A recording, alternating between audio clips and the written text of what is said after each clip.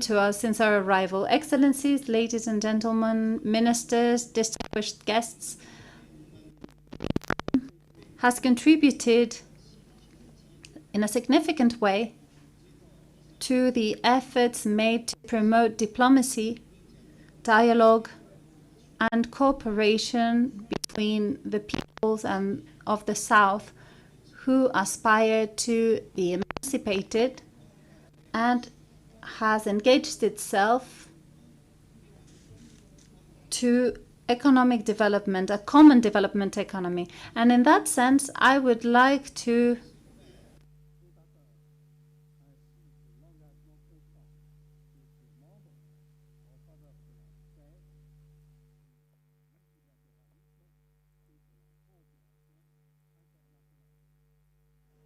Aujourd'hui encore, alors que le monde est confronté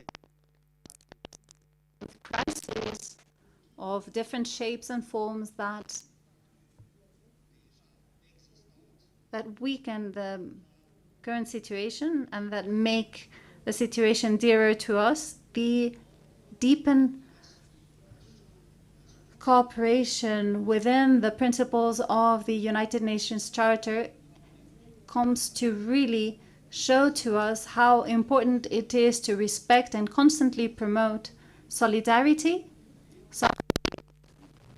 and dialogue. Along the years,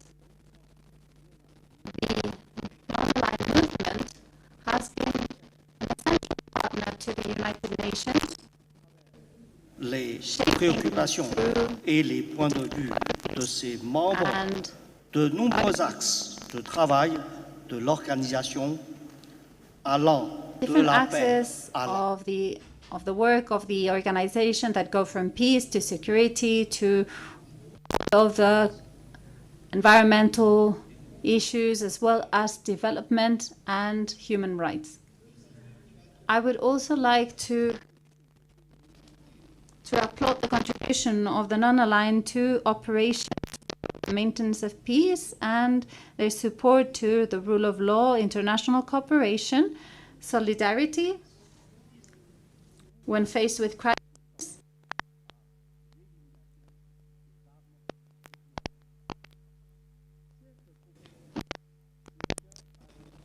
is held at a moment where the world is Les défis subsistent sans être exhaustif. Je voudrais mentionner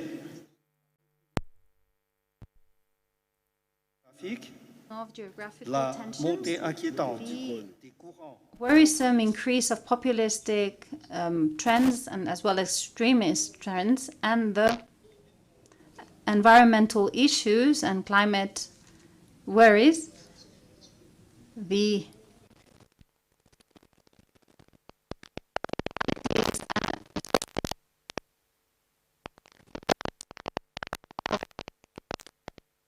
countries, and those difficulties that are linked to debt and to access to implication of crisis and conflicts. On the other hand, we do see that there is a certain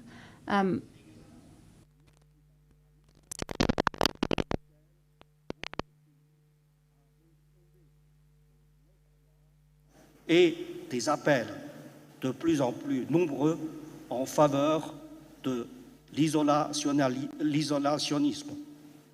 Les normes qui ont défini la coopération internationale au cours des 80 dernières années. The last 80 years are now being questioned.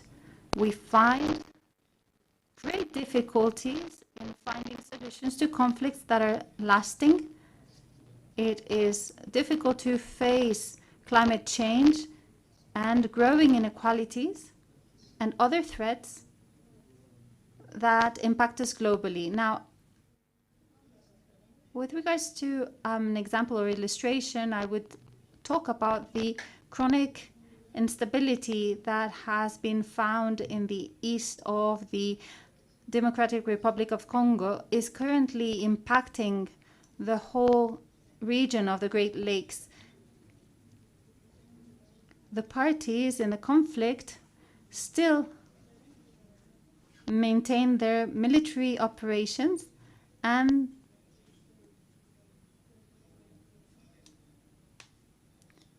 we can see the tangible results of that situation in the suffering of the population. The humanitarian situation and the violations of human rights are still alarming,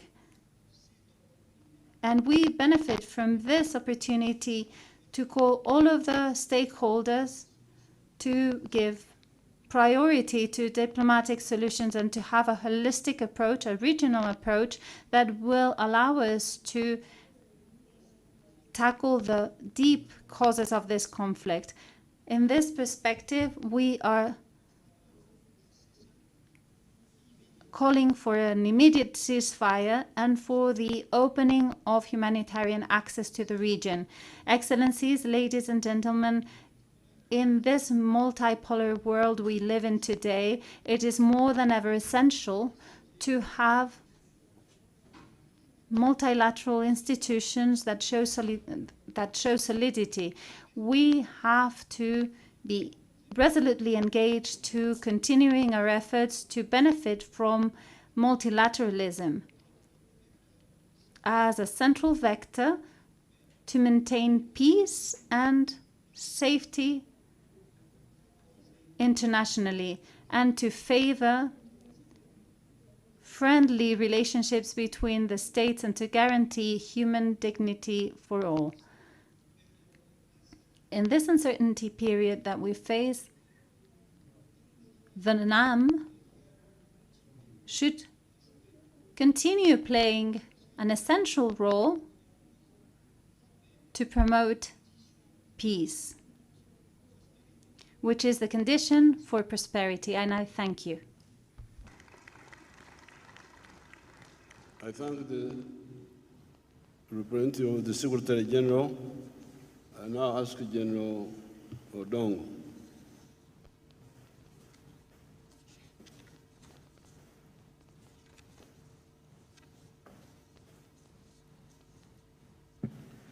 Your Excellency, President Yoweri Museveni, President of the Republic of Uganda and Chairman of NAM, Your Excellencies, the Ministers and Heads of Delegations, Your Excellencies, the Ambassadors, Your Excellencies, invited guests, ladies and gentlemen. Your Excellency, we know you are in the middle of your campaign trail.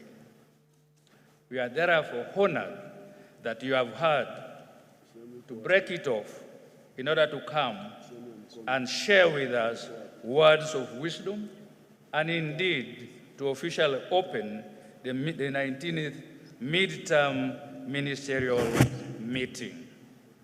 Your Excellency, it is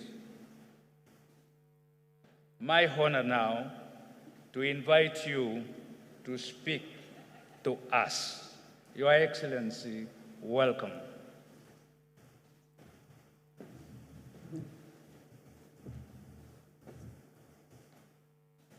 The Honorable Minister Jejo Odongo,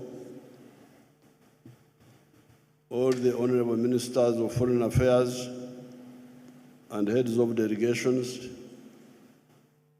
the representative of the Secretary General of the United Nations, the representative of the Chairperson of the African Union, all distinguished ladies and gentlemen, I welcome you to Uganda.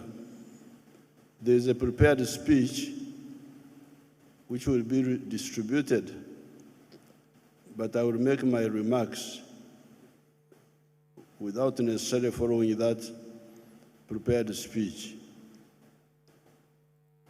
First of all, we are very happy that you have come to Uganda in such big numbers. Thank you so much.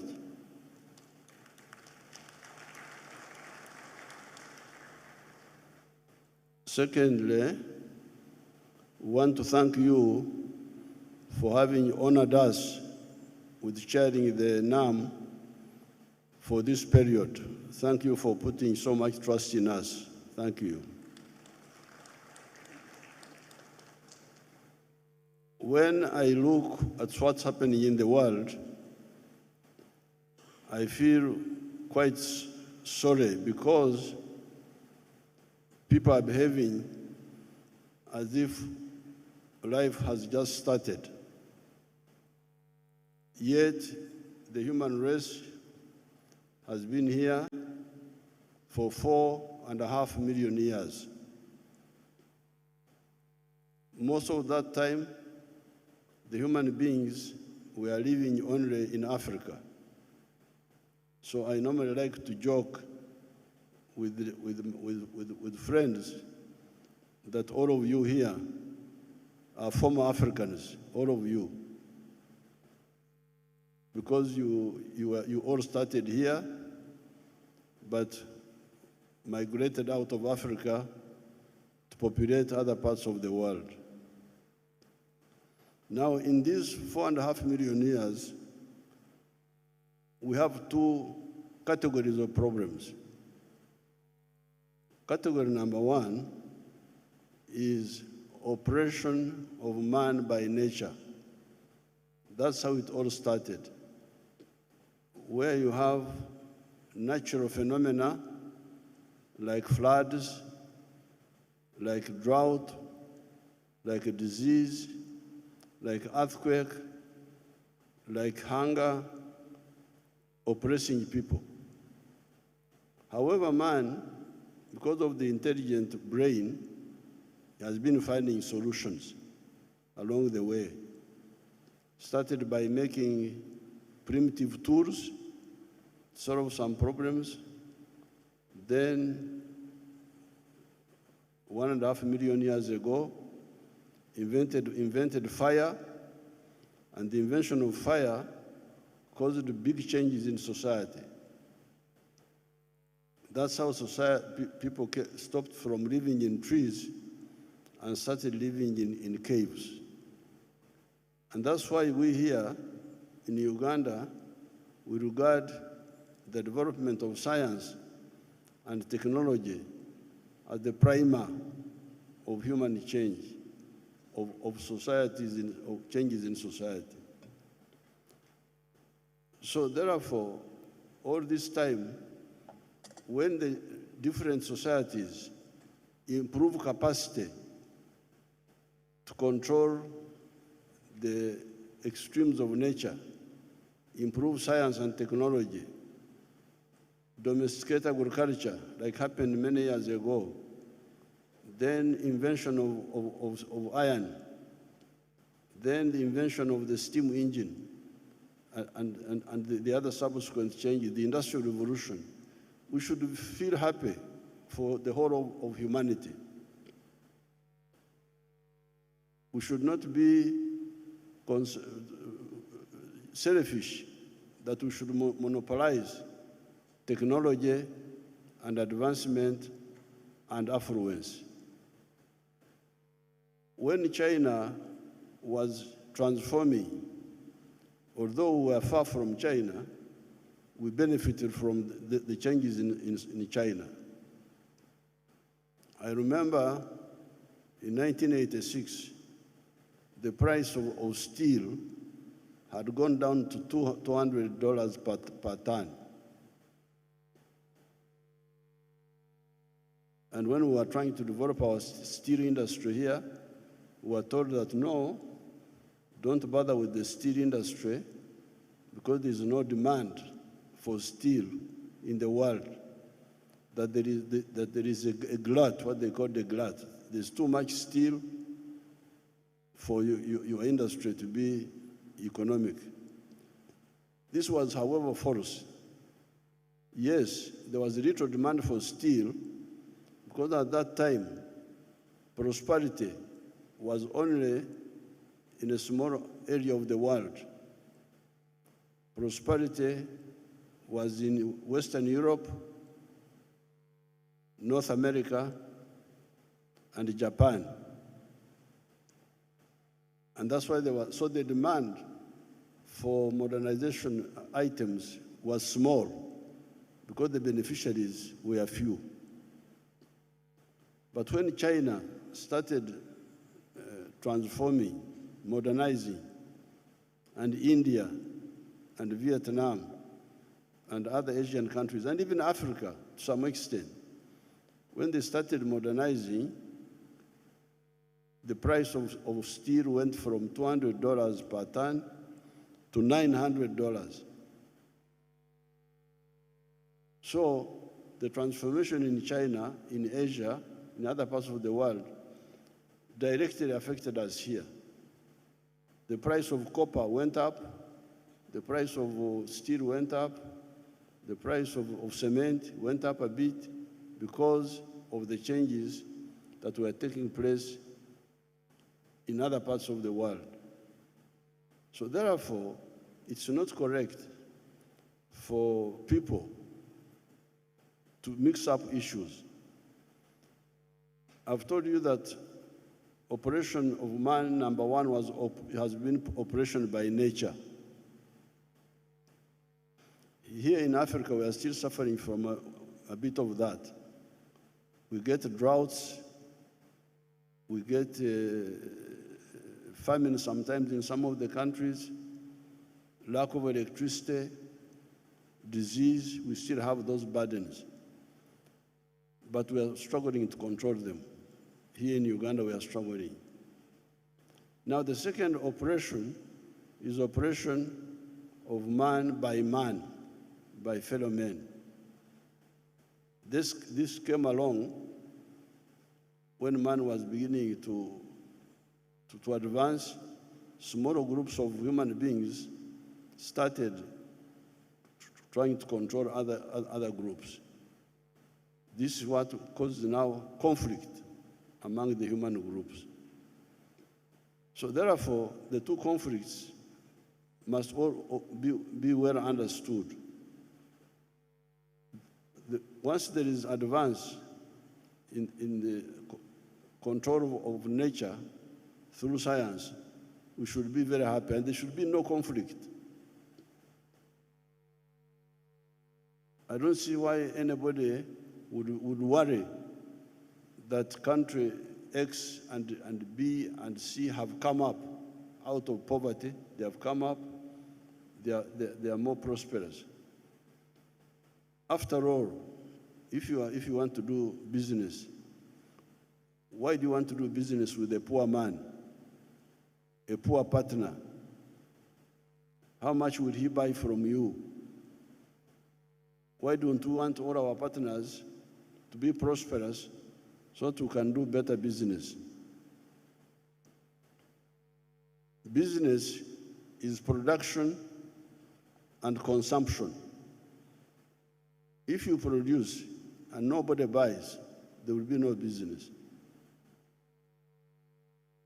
So it is very important for all of us to understand this dynamic of business has two sides, production and consumption.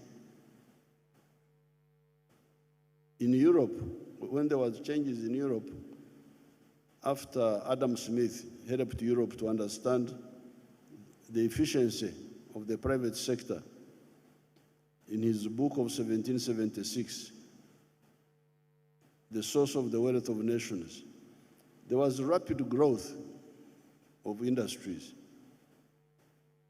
but consumption remained stagnant. And in 1929, the capitalist system collapsed. Why? Demand. You cannot talk of business if you don't talk of the purchasing power of all your partners. If you look at the GDP of Africa now, I think it is like maybe 4 trillion now, but this is too small. If the GDP per capita of Africa was about 20,000. Given that we are now 1.5 billion people here in Africa, you'd be talking of a GDP of 30 trillion. Why should Africa have a GDP of about 4 trillion now, when we are 1.5 billion? If the GDP per capita went to about 20,000, you can see, I think we would go to about 30 trillion. If it goes to 25,000, we would go maybe to 45 trillion. And our partners would benefit because we would buy more from them. So therefore, I salute the non-aligned movement. Our elders who started it did us a great service because they achieved a number of things. Number one, neutrality. At that time, there was a conflict between the socialist camp and the capitalist camp. And our elders said, no, for us we want to be neutral. We don't want to take sides. We want to judge issues on merit. And it helped us. And now, it is even more important, because I can see there's a lot of intoxication.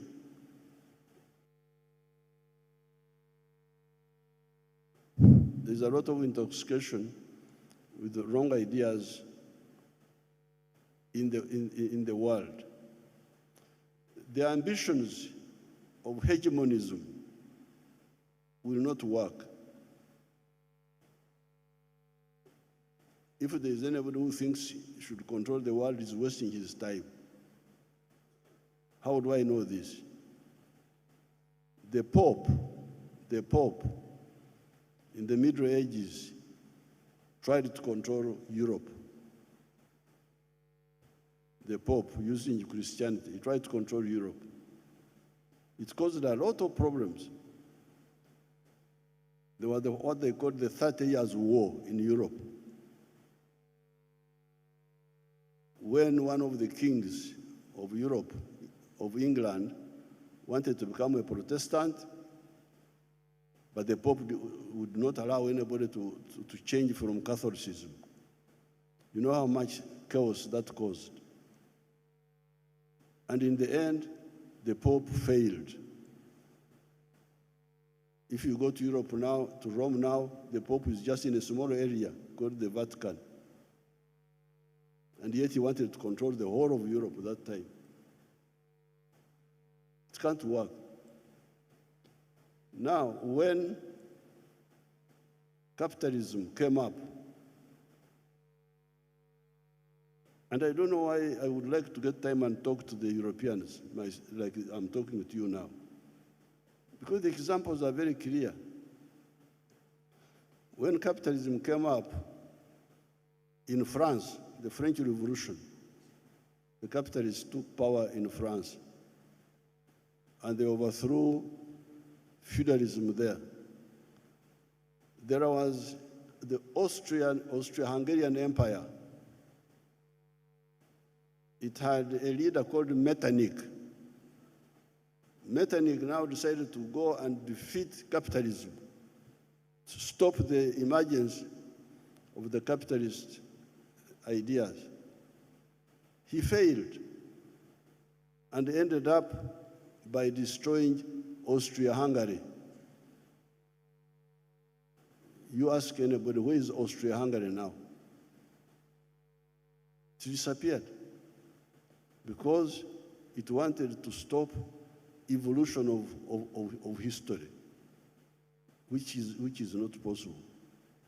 So therefore, we should concentrate on the minimum common interests in the world. This is my humble advice. I'm speaking to you as a third generation anti-colonial fighter from Africa. I came as the third generation of the 1960s, following our elders like Mandela and Nyerere and others of the 1940s, and the ones of 1912, who founded the ANC in South Africa. These were our grandfathers. So my advice to people in the world is that let's concentrate on minimum mutually beneficial interests. And these are trade, investments, tourism, and mutual support in any other area. Then where we don't agree, where we have got divergences, those are internal issues. And this is where my Christianity comes in. In the Christian religion, there is a portion which says, let your light so shine before men that they see your good deeds and praise your Father who is in heaven. In other words, if you think you are right, you do things properly in your own country, then people will come and see, this is a good example, and they will change. But not by coercion, not by fights, not by, because it will not work, it has failed. I've quoted for you the Pope, I've quoted for you Metternich. Of course, I don't want to talk about the ones who tried to colonize us here, how it all ended up badly for them. Therefore, the issue of social systems should be for each country to decide which social system do you want. It's up to them to decide. But let's concentrate on the minimum common interest. Finally, let me salute our founders. I don't know whether the young generation knows them. And these were Nehru of India,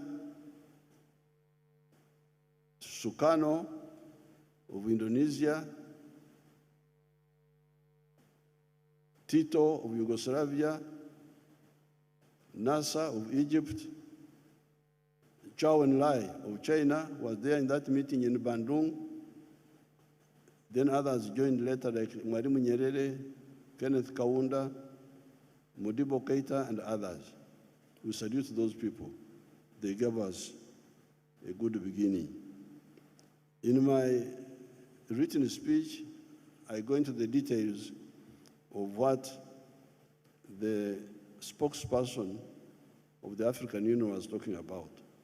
But I'm very happy when I look around, see all of us together, I can see we may be the hope of the world.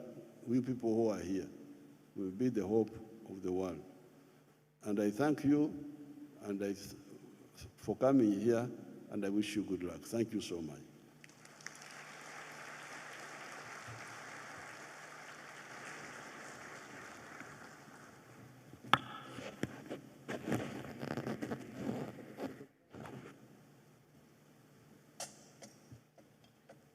Your Excellencies, ladies and gentlemen, we are now going for a family group photo for strictly heads of delegations.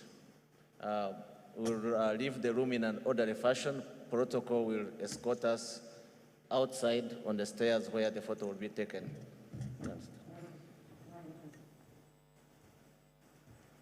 So we can meet outside, yeah.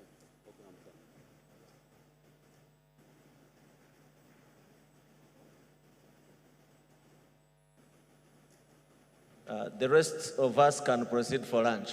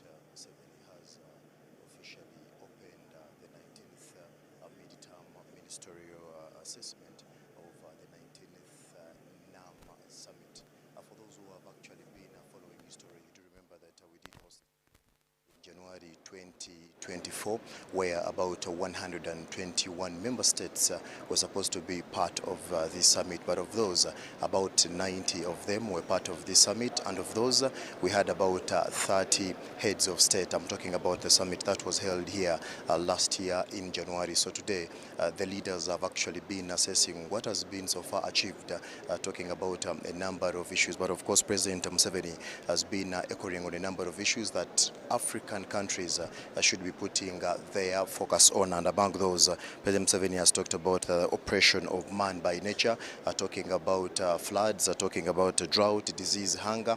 And he goes ahead to say that these are some of the things that really do affect very many African countries, but calls upon all other leaders to ensure that they do focus on those to see how best they can make their countries better. He did talk about the transformation of China as something that has affected very many African countries.